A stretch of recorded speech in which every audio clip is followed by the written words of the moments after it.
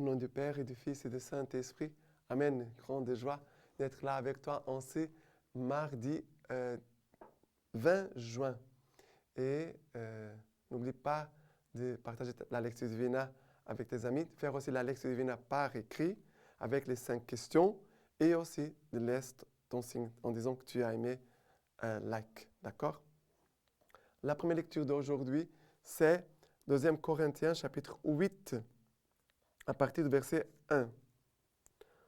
Nous vous faisons connaître, frères, la grâce de Dieu qui a été accordée aux églises de Macédoine. Parmi les nombreuses tribulations qui les ont éprouvées, leur joie surabonde et leur profonde pauvreté ont débordé jusqu'en trésor de générosité. Selon leurs moyens, je l'atteste, et au-delà de leurs moyens, spontanément, ils nous ont demandé avec beaucoup d'insistance la faveur de participer à ces services en faveur des saints. Dépassant même nos espérances, ils se sont donnés eux-mêmes d'abord au Seigneur, puis à nous, par la volonté de Dieu. Aussi avons-nous prié, Tite, de mener encore à bonne fin chez vous cette libéralité, comme il avait commencé. Mais de même que vous excellez en tout, foi, parole, science, empressement de toute nature, charité que nous vous avons communiquée. Il vous faut aussi exceller en cette libéralité.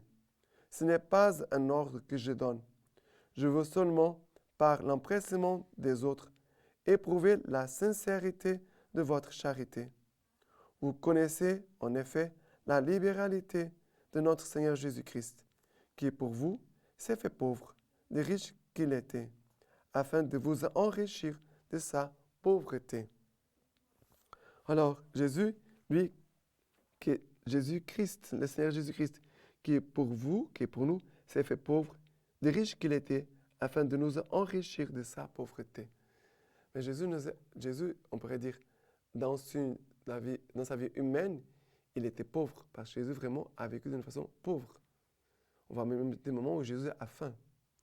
Et dans sa divinité, Jésus, il est riche, parce qu'il est Fils de Dieu, il est Seigneur des Seigneurs de toutes, et le Seigneur qui est tout-puissant, qui a en lui toutes les grâces, et qui peut communiquer ses grâces à qui il veut. Mais c'est vrai qu'ici, nous voyons chez les frères de Corinthiens, que leur générosité a été vraiment débordante. Ça veut dire, même s'ils sont pauvres, mais ils avaient un cœur très bon, une grande bonté. Et ils ont même dépassé les attentes de Saint Paul. Et voilà qu'ils ils ont demandé même à participer à ces services en faveur des saints. Ça veut dire, ils voulaient vraiment donner. Ils sont pauvres, mais ils veulent donner aussi pour aider les frères qui sont dans les besoins. Et Paul vraiment est touché pour cette bonté de ses frères et sœurs. Et après, il va dire, mais de même que vous excellez en tout, foi, parole, science, empressement de toute nature, charité que nous vous avons communiquée, il vous faut aussi exceller en cette libéralité. Mais que le Seigneur, vraiment, les frères, les églises macédoines, qui passent par de nombreuses tribulations, qui ont été éprouvées, qui ont une grande joie, même s'ils sont très, très, très pauvres, mais ils manifestent une grande générosité. Et cette générosité manifeste l'action de Dieu dans le cœur. Et voilà que maintenant, nous voyons ici comme cette organisation de cette collecte pour d'autres frères, d'autres églises qui sont dans les besoins. Et il va dire,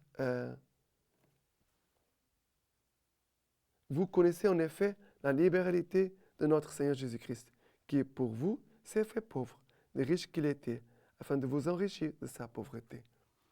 Et c'est vrai que nous voyons que les gens pauvres sont les gens qui ont un cœur plus grand. Souvent, les gens riches ont un petit cœur, les gens qui sont pauvres ont un grand cœur. Bien sûr, ce n'est pas une règle mathématique, mais souvent, on le voit ça. Nous devons demander au Seigneur ce cœur de pauvres, cette richesse en foi, parole et science, empressement toute nature de charité, empressement toute nature, charité qui se communique aux autres. Voilà ce que nous devons demander à imiter de ces frères et sœurs de l'Église de Macédoine. D'accord? Ils vont vraiment rendre un bon témoignage. Maintenant, le psaume d'aujourd'hui, c'est le psaume 146, à partir du verset 2. Je veux louer le Seigneur tant que je vis. Je veux jouer pour mon Dieu tant que je dure. Heureux qui a l'appui du Dieu de Jacob et son espoir dans le Seigneur son Dieu.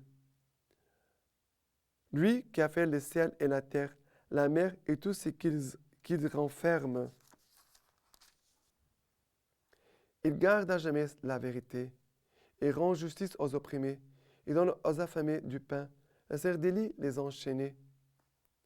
Le Seigneur rend la vue aux aveugles. Le Seigneur redresse les courbés. Le Seigneur protège l'étranger. Il soutient l'orphelin et la veuve. Voilà, c'est psaume 146.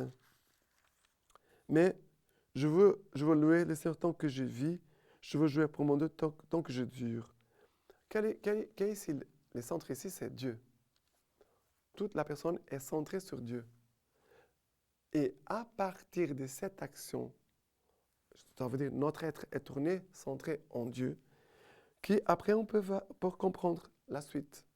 Qui vit centré, fixé en Dieu et peut dire, je suis heureux d'avoir comme appui le Dieu de Jacob et mon espoir est dans le Seigneur, mon Dieu. Après, il peut dire aussi, mon Dieu, il garde à jamais la vérité, il rend justice aux opprimés, il donne aux affamés du pain, le Seigneur délie les enchaînés. Ça veut dire que c'est à partir de ces centres que doivent partir toutes nos actions. Et les fruits qui viennent de Dieu, les fruits viennent de Dieu. Toutes ces actions que nous voyons, c'est à partir de Dieu. Et qu'est-ce qui se passe? Souvent, les gens sont dispersés, centrés d'autres choses, sur d'autres choses. Même si nous faisons du bien aux autres, on ne peut pas oublier que nous sommes en train de faire du bien aux autres, mais à cause de Jésus-Christ. Par amour pour Jésus-Christ, par amour pour la personne, bien sûr. Mais je veux communiquer cet amour divin envers les personnes. Parce que qu'est-ce qu'elles ont besoin de cet amour de Dieu? Elles ont besoin de choses matérielles, oui. Mais elles ont besoin aussi de l'amour de Dieu. Car c'est l'amour de Dieu qui peut transformer nos vies. D'accord? Et maintenant, l'évangile d'aujourd'hui, c'est Matthieu chapitre 5 à partir du verset 43. Vous avez entendu qu'il a été dit, tu aimeras ton prochain et tu haïras ton ennemi. Eh bien, moi je vous dis, aimez vos ennemis et priez pour vos persécuteurs, afin de devenir fils de votre Père qui est aux cieux, car il fait lever son soleil sur les méchants et sur les bons, et tomber la pluie sur les justes et les injustes. Car si vous aimez ceux qui vous aiment, quelle récompense aurez-vous? Les publicains eux-mêmes n'en font-ils pas autant? Et si vous réservez vos saluts à vos frères, que faites-vous d'extraordinaire? Les païens eux-mêmes n'en font-ils pas autant? Vous donc, vous serez parfaits comme votre Père céleste est parfait. Voilà, et c'est la perfection de l'amour à laquelle Dieu nous appelle. Ce n'est pas d'être nickel, je sais tout, je fais tout très bien. Non, c'est la perfection de l'amour. Et il commence par aimer vos ennemis et prier pour vos persécuteurs. Parce que c'est cela que Jésus a fait pendant toute sa vie, en fait. J'allais dire au moment de la croix. En fait, dans la vie de Jésus-Christ, Jésus, c'est ça qu'il a fait. Jésus a toujours aimé ceux qui le persécutaient, ceux qui ne l'accueillaient pas, les gens qui vraiment tournaient le dos à lui. Ça veut dire que Jésus a toujours été amour sur cette terre. Et nous devons demander la grâce d'aimer comme Jésus aime, comme Jésus nous a aimés. Et vraiment, il dit Jésus, « Car si vous aimez ceux qui vous aiment, quelle récompense aurez-vous? Les publicains eux-mêmes n'en font-ils pas autant? Et si vous réservez vos saluts à vos frères, que faites-vous d'extraordinaire? Les païens eux-mêmes n'en font-ils pas autant? » Ça veut dire que Jésus est en train de nous comparer. Vous êtes chrétiens, là les païens. Est-ce que vous voulez faire pareil comme les païens ou vous voulez faire mieux encore que les païens? Jésus, il est en train de nous élever. Dans l'ordre de l'amour, dans l'ordre du bien que nous devons transmettre et manifester aux autres. D'accord? Et maintenant, la lecture patristique d'aujourd'hui de Saint Cyprien, évêque de Carthage. Comme le Seigneur est plein de miséricorde, comme sa bienveillance et sa bonté envers nous sont généreuses, il a voulu que nous fassions notre prière en présence de Dieu, de telle sorte que nous donnons au Seigneur le nom de Père et que nous nous désignions comme ses fils, de même que le Christ est fils de Dieu. Nous devons donc nous rappeler et savoir, frères bien-aimés, lorsque nous appelons Dieu notre Père, que nous devons nous conduire en fils de Dieu, de même que nous nous complaisons à considérer Dieu comme notre Père. Et il doit pouvoir se complaire lui aussi en nous. Vivons comme étant les temples de Dieu, pour qu'il soit évident que Dieu habite en nous.